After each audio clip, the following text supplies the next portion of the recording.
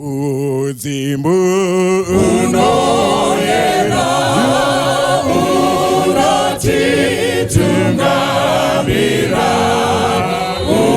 uripeso makristu wateweri wa Jesu waneti wanovara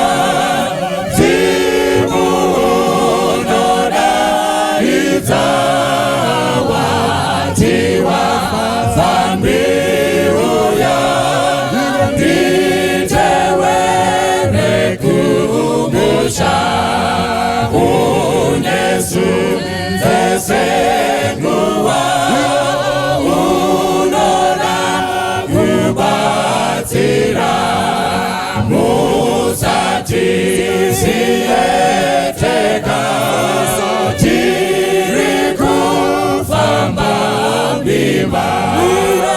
Miradambuza inoya moyo inozoneta watiwa fambiuya nditewere kumusha abo edumazuwa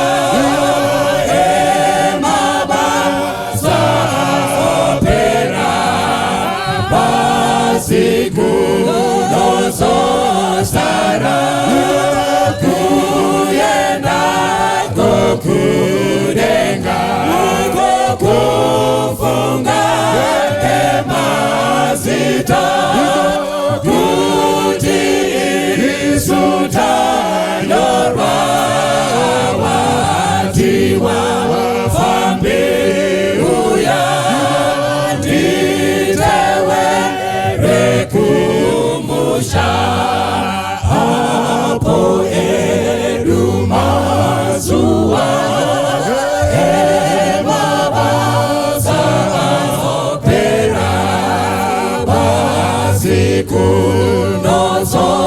Sara kuyenda kudenga kufunga emazita kuti isuta yorwa watiwa fambiuya nditewere kumusha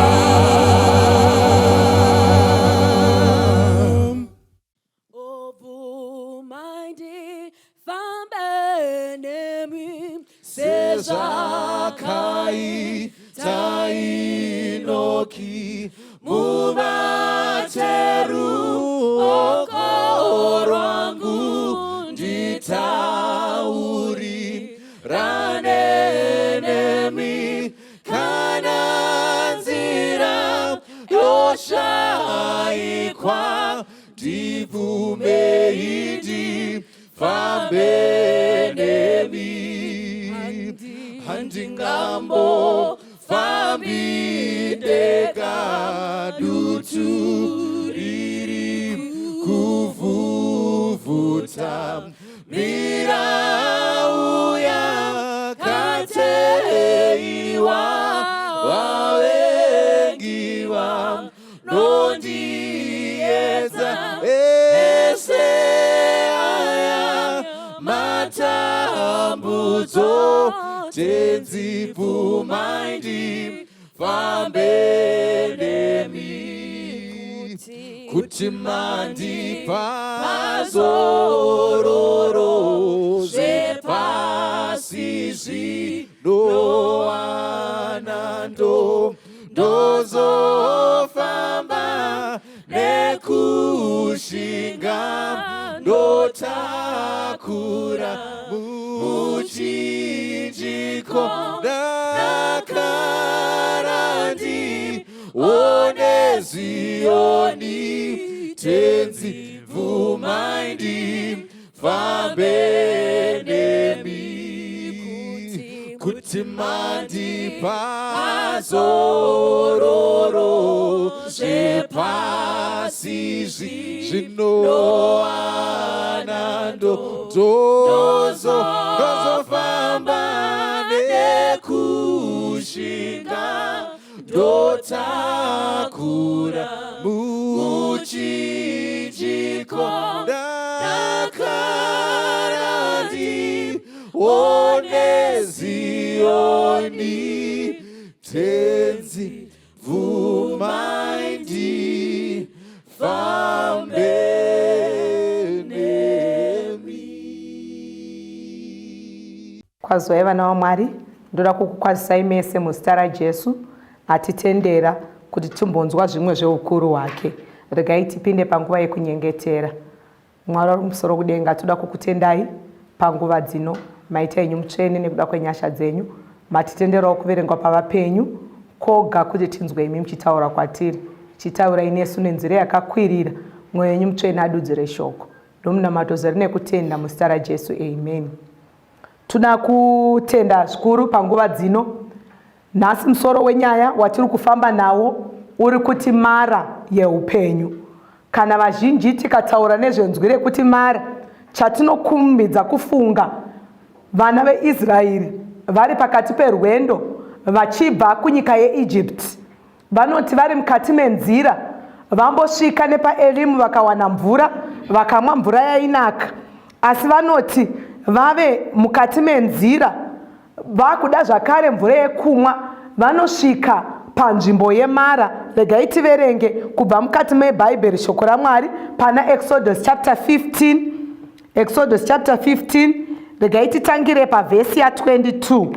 Musoro wenyaya uri kutoti vanosvika Mara neErimu. Zvino Mozisi wakatungamira vaIsraeri vakabva pagungwa dzvuku vakaenda kurenje reShuri. Vakaita mazuva vachifamba murenje vasinganwi mvura. Vakasvika paMara, asi vakanga vasingagoni kumwa mvura yepamara nokuti yakanga ichivava. Tiripo here vana vaMwari? Zvikanzi pano nebhaibheri shoko raMwari, vana veIsraeri vakanga vachifamba mukati menzira. Hanzi ndobva vaita mazuva vasinganwi mvura. Kana pane chinhu chinorema kana kuti chakaoma kuita mazuva usinganwi mvura. Nemhaka yei? Nemhaka yekuti tinonzwisisa kuti kana ukamwa mvura, kunyangwe wakanga usina rimwe simba, ukamwa mvura unowanikwa uchipiwa rimwe simba nekuburikidza nemvura. Kunyangwe ukaenda mukati mechipatara, vanoita nezveutano vanotenderana neni kuti kana mwana akarwara kana kuti munhu mukuru akarwara, vakasvika vakatarisa ganda rake, vanotarisa kala yeganda, vobva vangokutaurira kuti mvura ishoma mukati memuviri. Vochikuudza kuti madii mawedzera mvura yekunwa kana kuwedzera zvimwe zvingawedzere kuti mvura ivemo mukati memuviri. Asi now vana veIsraeri tiri kuandastenda kuti vakanga vari mukati menzira. Hapana pavaigona kuwana dringi rekuwedzera mvura, hapana pavaigona kuwana imwe supplement yemvura. Chavaitogona kuita kwakuri kunwa mvura, nemhaka yekuti mukati menzira ndo maiwanikwa nzizi dzakanga dzine mvura, ndo paiwanikwa makova akanga ane mvura. But now panapa vari kunzi vasvika paMara. Pamara hazvisi kunzi hapana mvura, mvura iripo paMara, asi mvura iyi haisi kumwika. Nemhaka yei? Nemhaka yekuti iri kuvava. Tiripo here vana vaMwari? Zvikanzi zvino vanhu vakatanga kupopotera Mozisi vakati tichanweiko? Nao panapa vanhu vaona kuti mvura haisi kumwika, vari paMara. Chavakatanga kuita, vakatanga kupopotera Mozisi. Mara regai timboitora panguva dzino ari masituations emukati meupenyu. Regai titore Mara timboibvisa pamvura, timbotora ari masituations anotiwira mukati meupenyu. Pane zvimwe zvinhu zvinotiwira mukati meupenyu zvekuti wega unoti ukagara unoona kuti ndiri mukati mesituation inovava. Vamwe vari mukati memamarriages ari kuvava, vakatogara vakatogara pamara, vamwe vakazvara vana vari kuvava vanotori mara, vamwe vakapiwa mabasa ane mabhosi anovava vanotori pamara, vamwe vakapiwa malandlord anonetsa anoshupa vagere pamara, vamwe vakashayiwa njere mukati mechikoro vakatogara vari kuona vari pamara, vari bhizi kutopopota. Kana tichipopota tasvika pamara, vana vaIsraeri vanonzi vakapopotera Moses, asi isusu zvatinoita kana tasvika pamara mukati meupenyu hwedu, tinopopotera Mwari. Vamwe tinotanga kutumidza Mwari mazita, vamwe tinotanga kudemba pamberi paMwari, vamwe tinotanga kutozvishora nekuti takasikirwei naMwari, vamwe tinotanga kupa mubvunzo, nhai Mwari ko makandisikirei? Nhai Mwari ko ndakazvarirwei mumhuri yandiri? Nhai Mwari ko makandiitireiko zvandiri? Nhai Mwari ko makandipireiko murume wandinaye? Nhai Mwari ko makandishayisireiko mbereko? Nhai Mwari ko nemhaka yeurwere hwawanda mukati meupenyu, imhaka yekuti tinenge tasvika pamara, hatisisi tinenge tatanga nazvo. Kunyange nevana vaIsraeri vasvika pamara vakapopotera Mozisi, vakati naiwe Mozisi tichamweiko? Mwari ngaavongwe nekuda kweBhaibheri shoko rake. Tine vamwe vakatitangira vakatombopinda mukati memamara eupenyu asi havana kurasa tariro. Pane vamwe vakatomboshupika mukati menyika asi havana kurasa Mwari, vakaramba vakamira pana Mwari kunyange upenyu hwaivava, kunyange upenyu hwanga usinganakidzi. Regai tiverenge pana 1 Samuel. 1 Samuel chapter 1. Subtopic iripo vari kuverenga neni yakanzi kuzvarwa kwaSamueri. Zvikanzi zvino kwakanga kune mumwe murume weErimatiri Zofini wenyika yemakomo eEfraimu wainzi Erikana mwanakomana waJehoramu mwanakomana waErihu mwanakomana waTohi mwanakomana waZufi Mufrata. Iye wakanga una vakadzi vaviri, zita romumwe rainzi Hana uye zita remumwe rainzi Penina. Tiripo here vana vaMwari? Zvikanzi nau panapa toda kudzidza nyaya yeumwe murume wakanga aripo panyika, wakanga ane madzimai maviri. Zvikanzi mumwe mudzimai wainzi Hana, umwe mudzimai achinzi Penina. Vanoverenga Bhaibheri shoko raMwari, vanodzidza Bhaibheri shoko raMwari, kana muchida kufambirana neni muchaona kuti murume uyu haana kutanga nevakadzi vaviri. Murume uyu akatanga ane mukadzi wake umwe chete, asi nemhaka yesituation yaakanga apinda mukati meupenyu yekuti mudzimai wake wekutanga akanga asina kumbereko, akasvika achinotora mumwe mudzimai. Pane dzimwe nguva dzekuti tinogona kupinda mukati memamwe masituations mukati mekurarama topedzisira takuita zvisingadi Mwari. Pane dzimwe nguva dzekuti upenyu hunogona kutiitira zvatanga tisingafungiri topedzisira takuita zvisingadi Mwari. Murume uyu anoti ave nebarika. Zvikanzi Penina wakanga ane vana asi Hana akanga asina vana. Zvino murume wake, zvikanzi zvino murume uyu waisikwira gore nerimwe nerimwe achibva kuguta kunonamata nokubayira Jehovha wehondo paShiori. Vanakomana vaviri Eri, Hofini naPeniasi vakanga varipo vari vaprista vaJehovha. Regedzai tinyanyomhanya tiende panyaya yatikunyanyoda. Zvikanzi murume uyu aine madzimai maviri kudaro, waiti gore negore akaenda kunobayira Jehovha. Hanzi aienda onouya nezvibayiro, ouya nemapresents, osvika opa mudzimai wake wekutanga, opa vana vake nemudzimai wake wechipiri, ovapa zvipo. Asi zvinonzi zvakadaro, Hana nemhaka yekuti murume wake aimuda, hanzi aimupa zvipo zviviri. Asi now panapa mudzimai anonzi Hana, nyaya yatinonyanyoda, haana kunyanyokoshesa kudiwa nemurume, haana kunyanyokoshesa zvainyanyoitirwa nemurume. Nemhaka yei? Nemhaka yekuti akaziva kuti kunyange ndikapiwa migove miviri. Handisi izvo zvandinofanirwa kuve ndiri. Ndinofanirwa kuve ndine vana ini. Nemhaka yei? Nemhaka yekuti chakapoti murume wangu anotora umwe mudzimai. Ndakanga ndasvika pasituation yekuti ndakanga ndisingachabari. Ndakanga ndisina mwana naye. Ndo zvakamupota anotora umwe mudzimai. Zvikanzi handingarambi ndigere.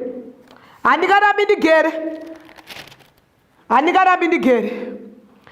Zvikanzi pavhesi ya9. Saka Hana wakasimuka apedza kudya paShiori uye apedza kunwa. Zvino Eri muprista wakanga agere pachigaro chake pamukova wetemberi yaJehovha. Zvino Hana wakanga ane shungu kwazvo akanyengetera kuna Jehovha. Tiripo here vanhu vaMwari? Zvikanzi nawo panapa Hana aona kuti situation ndiri mukati memara yeupenyu hwangu. Pandigere panovava. Vari mukati mebarika ndoda kuti muwirirane neni. Vese vakateerera mugere mukati mebarika ndoda kuti muwirirana neni. Kana kuti vakambogara mudzimhuri dzakanga dzine mabarika ndoda kuti muwirirana neni. Haisi nyore kugara pabarika uchituma mwana womwe mukadzi. Haisi nyore pabarika kugara pabarika iwe usina mwana. Kana pane situation yakaoma, situation iyoyo unobvunziwa, mai mwana mukuramba muchingotuma mwana wangu pazuva nemhaka yekuti hamuzivi kugwadza kwemimba. Ndo mashoko aisangana naHana zuva nezuva. Hana aiti kana akuda kutuma mwana agere mukicheni akafunya chisero achida kumona sadza ona kuti haana mugoti. Aiti akadaidza mwana kuti uya unonditorerawo mugoti mukicheni aitariswa naPenina onzi mbuya Hana, rangarirai kuti hamuna mwana vasikana. Regedzai kuramba muchituma mwana wangu pazuva. Obva anzwa neshungu nemhaka yekuti aiwanikwa achikubayiwa nemashoko zuva nezuva. Asi Mwari ngaavongwe nekuda kwaHana. Mwari ngaakudzwe nekuda kwaHana. Anoti achiona kuti pandiri ndigere pamara yeupenyu, upenyu hwangu huri kuvava zuva nezuva. Regadza ndikudze munhu waMwari. Unogona kuva uri mukati mesituation iri kuvava yausingachazivi kuti woita sei nayo. Unogona kuva uri mukati meproblem yausina solution nayo. Unogona kuva uri mukati menyaya yekuti uri kushaya kuti inopera nei. Rega kuti Hana akaita sei. Zvikanzi vhesi ya10. Zvino Hana wakanga ane shungu kwazvo akanyengetera kuna Jehovha akachema kwazvo akapika mhiko akati, Jehovha wehondo, kana mukava nehanya neni kwazvo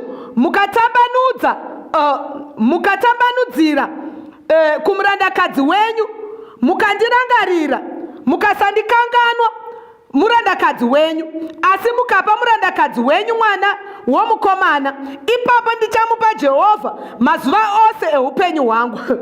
Mudzimai anonzi Hana anondishamisa.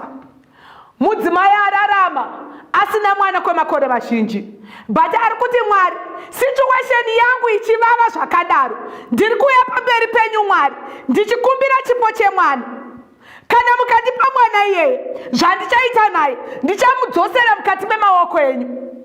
I want to believe kuti Hana aida kuchallenge Mwari. Musituation yauri, I'm inviting you to challenge Mwari.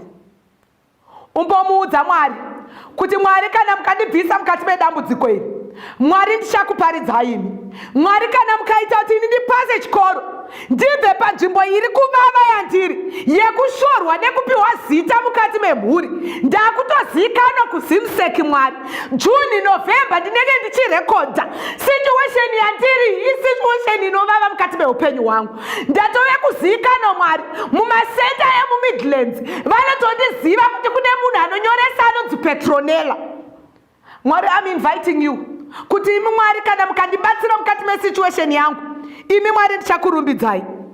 Zvino wakati achiramba achinyengetera pamberi paJehovha, Eri akacherekedza muromo wake nokuti Hana akanga achitaura nochomumwoyo make. Miromo yake yoga yakanga ichiminyimedzwa, asi inzwi rake rakanga risinganzwiki. Saka Eri wakati wakabatwa newaini. Masituations edu atinawo mukati meupenyu anosiyana munhu waMwari. Zvimwe zvinotsvaka kuti unamate munamato unonzwikwa neruzhinji. zvimwe zvinotsvaka kuti unamate mukati memwoyo. Zvikanzi mupristi Eri vanoti vakatarisa Hana ari mukati mekunyengetera, I want to believe kuti Hana akatombosvika panguva yekupfugama, akasvika panguva yekusimuka, akasvika panguva yekupfugama, akasvika panguva yekusimuka, achitaura naMwari wake, achikumbira kuti Mwari ndirangarireiwo, madipawo chipo chemwanakomana, Mwari ndirangarireiwo, madipawo mwana, Mwari ndirangarireiwo, ndigamuchidzawo chipo. Asanzi mupristi akanga ari mukuru metemberi haana kuona kunyengetera kwa Hana. Chaakaita akaona akafunga kuti Hana wakabatwa nedoro. Kana wasvika pazvinhu zvaMwari, munhu waMwari, iwe ndiwe unoziva situation yako. Don't mind munhu ari padhuze newe kuti ari kukuona sewakaita sei. Don't mind munhu waugere naye kuti ari kufungei pamusoro pako. Don't mind munhu ari next to you. Izvezvi ndichitaura ndiri pano, kana ivhangeri uchirinzwa, kana zviti donhedza musodzi donhedza, kana zviti iti haleluya ita, don't mind munhu ari padivi newe. Nemhaka yei haasi kuziva situation iri mukati meupenyu hwako. Haasi kuziva situation iri mukati meupenyu hwako. Vesi ya 13. Zvikanzi nokuti Hana wakanga achitaura mumwoyo make, miromo yake yoga yakanga ichinyiminyedzwa. Vesi ya 14. Eri akati kwaari, ucharamba wakabatwa kusvikira rini? Rasha waini yako. Rekedzai ndikuudzei vana vaMwari, anoziva kuti uri kudonhedzerei musodzi ndiwe uri mukati mesituation. Anoziva kuti nemhaka yei uchitsanya ndiwe uri mukati mesituation. Anoziva kuti nemhaka yei uchinamata mangwanani masikati nguva dziri dzese ndiwe uri mukati mesituation. Umwe munhu ari padivi pako kunyange ukanomuudza problem yako haagoni kunzwisisa kamunamatiro kako. Ndosaka uchiona kuti Eri haana kunzwisisa kunyengetera kwa Hana. Eri wakanga uchitori mupristi, waitoziva kuti Hana haana mwana, waitoziva kuti Hana ari pabarika, waitoziva kuti zvaari pabarika umwe mudzimai ari pabarika ane mwana. But now panapo ari kuona Hana ari mutemberi asi haasi kunzwisisa kuti nemhaka yeHana ari kunyengetera. Saka mudikani, pamasikati ano iwo ndo uri kuziva how deep is your problem. Zvikanzi neumwe mutauri anotaura, zvikanzi chinodetermina speed yauri kumanya nayo ndiye chiri kukudzingirira. Zvikanzi munhu anodzingirirwa nejongwe haangamanyi speed inotyisa, asi ari kudzingirirwa neshumba anomanya speed inotyisa. Nemhaka yei? Nemhaka yekuti ari kuziva kuti shumba inogona kundibata ikandidya ikandimedza. But ari kudzingirirwa nejongwe anoziva kuti harina zvarinogona kundiita, rikasvika pandiri harina zvarinondiita. Asi ari kumanyiswa neshumba anoziva kuti upenyu hwangu hunogona kuparara. Saka iwe ndiwo uri kuziva mudikani, how deep is your problem? Uri pamara, iwe ndiwo uri kuziva kuti mvura yako yaunayo haisi kumwika zvakanyanyaita sei. Regai ndikuudzei mai muri mukati mesangano, vanhu havangazivi kuti nemhaka yei musinga-attend maprograms evamwe madzimai paanosangana. Iwe ndiwo unoziva zviri kumba kwako.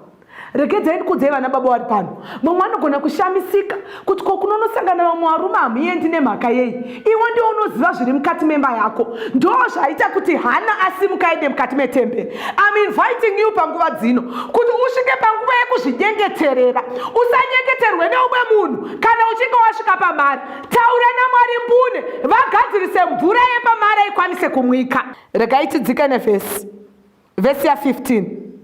Hana akapindura akati, kwete ishe wangu, ndiri mukadzi ane shungu pamweya, handina kumwa waini kana zvinobata, asi ndadurura mweya wangu pamberi paJehovha. Regadza ndikutaurire mudikani, uripo here muyuthi pamangwanana ano? Muripo here baba panguva dzino? Zvinzwei muchidurura mweya wenyu kuna Jehovha. Ndiye muri kuziva zvakakuremerai mukati memwoyo. Ndiye muri kuziva zviri kukushungurudzai. Dururai mweya wenyu pamberi paJehovha. Wangu nyika ingakuonei semakabatwa, sangano ringakuone sewakabatwa, mhuri yekwenyu ingatokulebhule sewakupenga, asi iwe ndiwo uri kuziva. Vekumba kwenyu chaiko vanogona kuti kamunamatiro kawakuitaka wakuita semunhu anorwara. Ita semunhu anorwara because ndiwo uri kuziva pauri. Ita semunhu anopenga because ndiwo uri kuziva problem yako. Vesi ya 17 zvikanzi, Ipapo Eri akamupindura akati, enda hako norugare. Mwana waIsraeri, Mwari waIsraeri ngaakupe chawakumbira kwaari. Iye akati, murandakadzi wenyu ngaanzwire tsitsi nemi. Naizvozvo mukadzi akaenda hake akazodya, chiso chake chikashanduka. Hanzi Hana anoti anyengetera. Mupristi amuona saakabatwa, anosvika panguva yekuti ataura naye, anomunzwisisa kuti aiwa, murandakadzi uyu haana kubatwa nezvinodhaka. Anobva ati Mwari wekudenga ngaakuitire zvaunoda. Regai ndikuudze munhu waMwari, kana wasvika panguva yekunamata, vanga vachimbokushayiwa kuti uri kunamatei, vazonzwisisa nyaya yako, ndo vanhu vanozokuti zvakare Mwari wekudenga dai angakuitire zvakanaka. Pavhesi ya20, nguva yakati yapfuura, Hana akave nemimba. Amen. Mwari wedu ngaavongwe, nokuti tinomunamata otipa zvaanoda, otipa zvatinenge tichishuvira zvatinoda nemwoyo yedu. Zvikanzi zvino nguva yakati yapfuura, Hana akave nepamuviri, kureva kuti Mwari ndiMwari vanopindura munamato, kureva kuti Mwari ndiMwari vanonzwa kana tichitaura navo, kureva kuti Mwari ndiMwari vanoteerera kana tichitaura navo. Nemhaka yekuti chii? Nemhaka yekuti kana vakagona kupindura munamato waHana, vanotadza nei kupindura munamato wako? Mukati memasituations auri, mukati mesituation iri kukunetsa, mukati meproblem yaunayo, ina handikubvunzi, unogona kuva usingawani mukana wokutaura neni. Dzimweni dzenguva hauna wokutoti uudze dambudziko rako. Bhaibheri, shoko raMwari patariverenga, handina kuona Hana achioneka kumba, handina kuona Hana achioneka mhuri yake. Hana unobuda neshungu oenda unonyengetera. Une shungu dzei panguva ino? Chii chakakuremera mukati memwoyo? Wadii waenda kuna Jesu? Wadii wanoudza Jesu pauri pasituation yauri? Wasvika pamara yeupenyu hwako, Jesu anogona kuchenesa mwoyo. Wasvika pamara yeupenyu hwako, Jesu anogona kuita kuti zvinhu zvinake. Rangarirai pamuchato weKana, pamwiwa waini yaive isinganaki, asi pakupedzisira Jesu anoti asvika apiwa makate emvura, waini yepamuchato yakazotapira. Chii chiri kuitika mukati memereji yako? Chii chiri kuitika mukati mehuyuthi hwako? Chii chiri kuitika pakati pechikoro chauri kudzidza? Chii chiri kuitika kuyunivhesiti yako? Chii chiri kuitika kumatichers ako? Chii chiri kuitika kumaprinciples ako? Havasi here kukupa mvura inovava pamara? Regai tiverenge tinzwe kuti chii chakazoitika pamara Exodus chapter 15 pavhesi ya24. Zvikanzi, zvino vanhu vakati vapopotera Mozisi, vakati tichamweiko? Iye akachema kuna Jehovha. Jehovha vakamuratidza muti, akaukandira mumvura, mvura ikanaka. Rekedza ndikuudze munhu waMwari, wasvika pamara, just invite Mwari mukati meupenyu hwako. Chirungodiwa is just an invitation. Vanhu vapererwa, vashaya kuti toita sei. Mozisi haana zvikuru zvaakaita, akangosvika akadana zita raJehovha. Jehovha ndokumuratidza chimuti, vakati tora chimuti ukande mumvura. Pamwe dambudziko rako rowatenderera naro, ukaenda kuna vatete uchinotsvaka kuti vakubatsire, problem yako ikatoita wesi, hazvisi kuda kuenda kuna vatete, zvinogona kuti uende kuna Jehovha straight, vakugadzirire mereji yako. Mai pamatenderera, muchiendesa mwana, muchinomutsvakisa zvinhu zvakasiyana siyana, muchiti makore averengwa usina kuroorwa, hazvisi kumbotsvaka kuenda kwese ikoko, pfugamai nemwana munamate mwana apiwe murume akamufanira. Pamaenda muchinotenga mapepa kuZimseki, mwana achipasa asi achizoshayiwa basa, nemhaka yekuti matenderera mukanozvitsvakira, mukauya mukapa mwana mapepa kuti apase. Tsvakai Jehovha, vape mwana njere apase. Pamaenda mukanotsvaka mabasa, mukaenda nekuseri mukanobhadhara mabhosi kuti vakupei basa, Mwari vari kuti wadii wangonditsvaka ndakuitira zvese zvinake. Moses aigona kuva akadaidza vana Aaron. Moses aigona kuva akadana the singing group kuti ngatiimbirei mvura pano igadzirisike. Moses aigona kuva akati ngatifambei tiende tinotsvaka kumwe kwatingawane mvura. But Moses akaziva kuti munhu akatiburitsa kunyika yeEgypt ndiye munhu anogona kutipa mvura. Vhesi ya 25. Iye akachema kuna Jehovha, Jehovha akamuratidza muti, akaukandira mumvura, mvura ikanaka. Akavaitirapo murayiro nomutemo, akavaidzapo. Vhesi ya 26. Akati kana uchiteerera nemoyo wose inzwi raJehovha Mwari wako, akuita zvakarurama ukaita zvakarurama pamberi pake, ukarereka nzeve dzake kumurayiro yake, ukachengeta zvaakatema zvose, handingaisi pamusoro pako marwadzi andakaisa pamusoro pavaIjipti, nokuti ndini Jehovha murapi wako. Zvikanzi panapa vana veIsraeri vachipiwa mvura. Mvura yanga ichivava yemara yakanga isingagoni kunwika, yachirapwa nechitanda chakanga chapiwa naMozisi, chaakapiwa naMwari. Zvikanzi ipapo Mwari wakabva wapa Mozisi mitemo, akati kuvana veIsraeri ndirangarirei nekuda kwaizvozvo. Mwari nhasi vachakuitira zvikuru panguva dzino. Vakurangarira pamara yeupenyu hwako, vakurangarira mukati mezviri kukunetsa mukati meupenyu, vakurangarira vagadzira mereji yako, vakurangarira vana vasingachasvuti borongo, vakurangarira vana vasingachamwi torongo, vakurangarira vana vasingachabudi kuenda mumabhawa, vakurangarira vana vakugona mukati mezvikoro, vakurangarira vana vasingachatauri language yenyika, vakurangarira baba vakuuya baba nenguva. Uchavaitirei Mwari? Uri pamari yeupenyu hwako, Mwari vakurangarira vagadzirisa vabvisa zvese zvinovava. Uchavaitirei Mwari? Mwari vari kuti panguva dzino, just call unto me, daidza zita rangu koga, ini ndigokuitira zvaunoda. Situation yauri haisi kuda vatete, situation yauri haisi kuda mbuya, situation yauri haisi kuda bamunini, situation yauri haisi kuda chiremba, situation yauri haisi kuda kuenda kun'anga, situation yauri haisi kuda maprofita, situation yauri haisi kuda kubvunza masvikiro. Situation yauri iri kuda Jesu. Situation yauri iri kuda Jesu panguva dzino. Invite Jesu, mudaidze mukati meupenyu hwako, pamara yeupenyu hwako. Anonakisa pese pamara yeupenyu hwako, anoita kuti zvinovava zvinake mukati meupenyu nemhaka yekuti ndiMwari.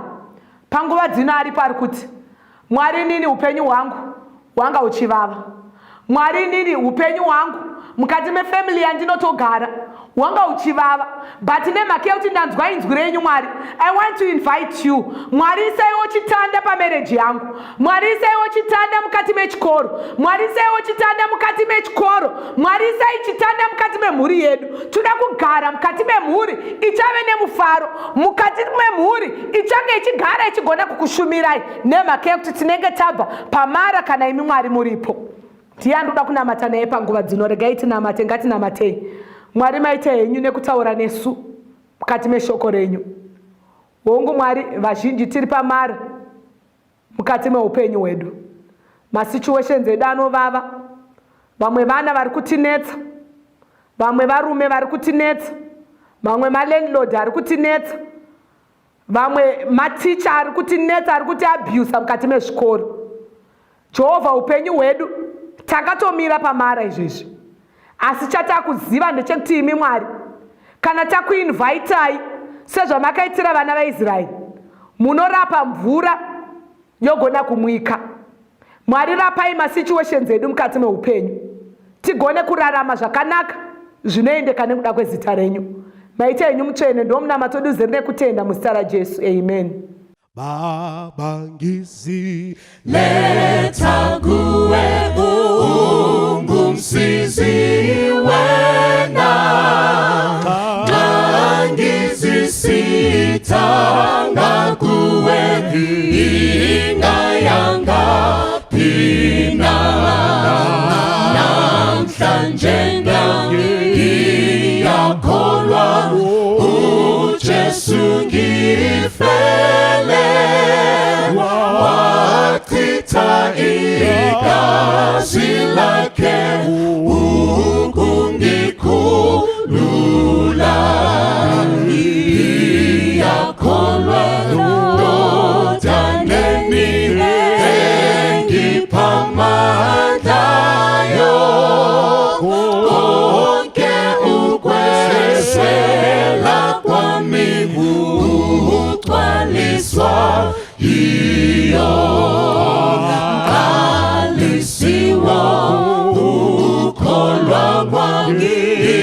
ivusa amehlo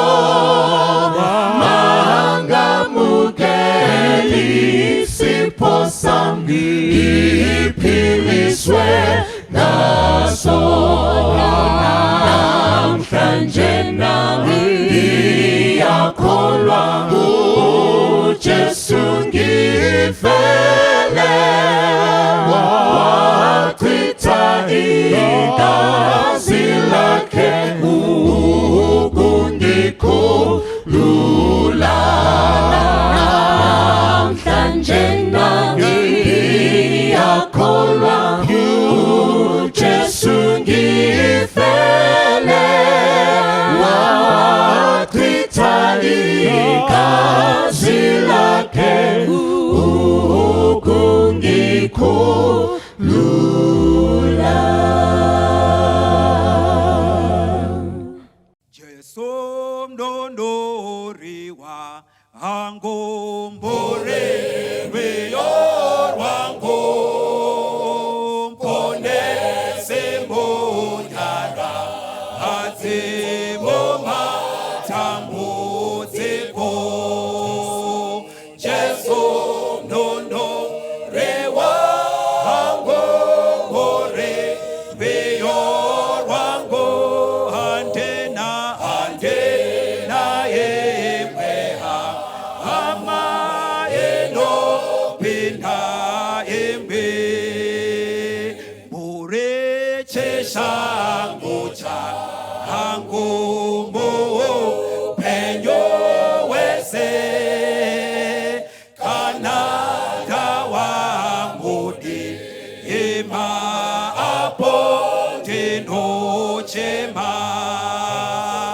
Jesu mdondo rewango more weyorwango antena emweha ama eno pinda embe tenze ndombo sembe irashama reye